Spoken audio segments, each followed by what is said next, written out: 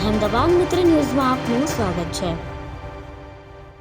વસ્ત્રાપુર વિસ્તારમાં બે યુવક પર 10 થી 15 લોકોના ટોળા ભેગા થઈને જીવલેણ હુમલો કર્યો હતો, જેમાંથી એક યુવકને પીઠના ભાગે છરીના ઘા મારવામાં આવ્યા હતા। બનાવ બાદ આરોપી ફરાર થઈ ગયા હતા। જો કે પોલીસે બનાવના 10 દિવસ બાદ 5 આરોપીઓની ધરપકડ કરી છે। પોલીસે આરોપીઓને બરાબરનો પાઠ બનાવી ઘટના સ્થળે લઈ જઈ સરભરા કરી હતી। વસ્ત્રાપુર વિસ્તારમાં આવેલ શક્તિ સ્ક્વેર કોમ્પ્લેક્સમાં મહાવીરસિંહ મોરી ગાડી લે વેચનો ધંધો કરે છે। 14 ફેબ્રુઆરી 2025ની રાત્રે તેઓ બાકડા પર બેઠા હતા, ત્યારે ગોવડ ગેંગના 10 થી 15 લોકોએ અગાઉ સરખેજ પોલીસ સ્ટેશનમાં કરેલા એક કેસની અદાવત રાખીને છરા, લાકડી અને પાઇપ વડે હુમલો કર્યો હતો। હુમલામાં તેમને ગંભીર ઇજાઓ પહોંચી હતી। ગઈ તારીખ 14/2/26ના રોજ વસ્ત્રાપુર પોલીસ સ્ટેશનમાં એક ફરિયાદ દાખલ કરવામાં આવે છે।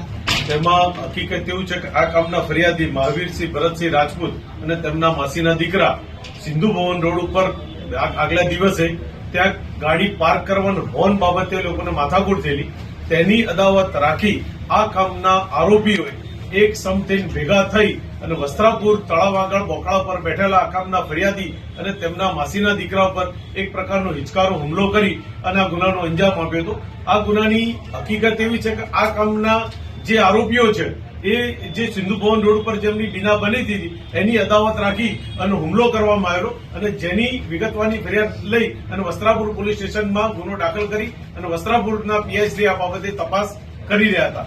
જેમાં જે 15 માણસનું જે ટોળું હતું તે પૈકી ગઈકાલે પીરાણા જે સ્ટેશન છે ત્યાં આગળ હકીકત મળે છે કે આ કામના આરોપી ત્યાંથી પસાર થવાના છે, તો ડિસ્ટા પીએસઆઈ અમારા જે ગઢવી સાહેબ છે હકીકત મળતા આ કામના આરોપી પરેશ, સુનિલ, ચહેરા, જયેશ અને મોન્ટુ એ ક્રેટા ગાડીમાંથી નીચે ઉતારતા પૂછપરછ કરતા આ કામના આરોપી છે તેવું જણાતા તેઓના ગુનામાં લાઈ અને અટક કરવામાં આવેલ છે અને જેની હાલ તપાસ વસ્ત્રાપુર પોલીસ સ્ટેશન ચલાવી રહી છે। ઇજાગ્રસ્ત કોણ છે, તેનો બેકગ્રાઉન્ડ શું છે, આરોપીનો બેકગ્રાઉન્ડ શું છે?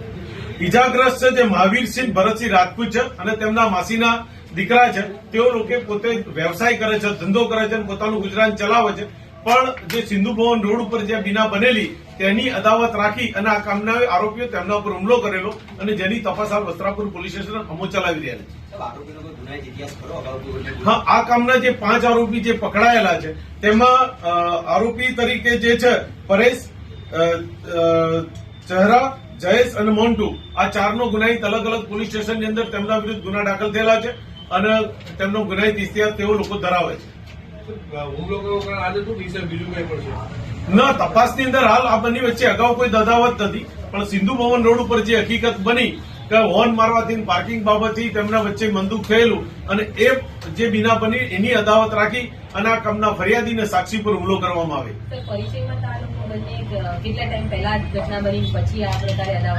નહીં, અગાઉના દિવસે જ આ પ્રકારની બનેલી છે અને એમનું ત્યાં પોલીસ સ્ટેશનની અંદર સમાધાન થઈ ગયેલું, પણ કોઈ અગમ્ય કારણોસર જે સમાધાન એમને માન્ય ના હોય કે કોઈ પણ વસ્ત્રાપુર પોલીસ સ્ટેશન આ લોકો જયારે બેઠેલા રાતના ટાઈમે ત્યારે આ લોકો એક સમ થઈ તેમના પર હુમલો કરેલો, જેથી વસ્ત્રાપુર પોલીસ સ્ટેશનમાં ફરિયાદ દાખલ થયેલી।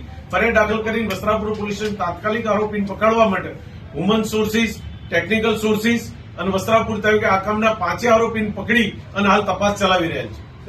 સામાન્ય બાબતમાં આવો ગુનાહિત કાવતરું કર્યું આ લોકોએ ફરી વખત ન થાય અને કાયદાનો પાલન થાય માટે શું કરીશું?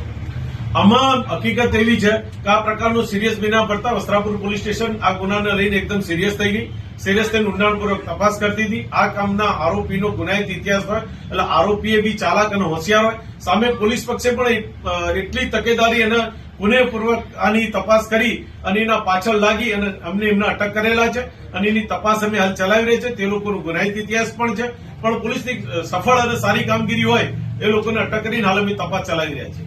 અહેમદાબાદ મિત્ર ન્યૂઝની યુટ્યુબ ચેનલને સબસ્ક્રાઇબ કરો અને બેલ આઇકોન જરૂરથી દબાવો, જેથી દરેક મહત્વના વિડીયોની નોટિફિકેશન તમને મળતી રહે।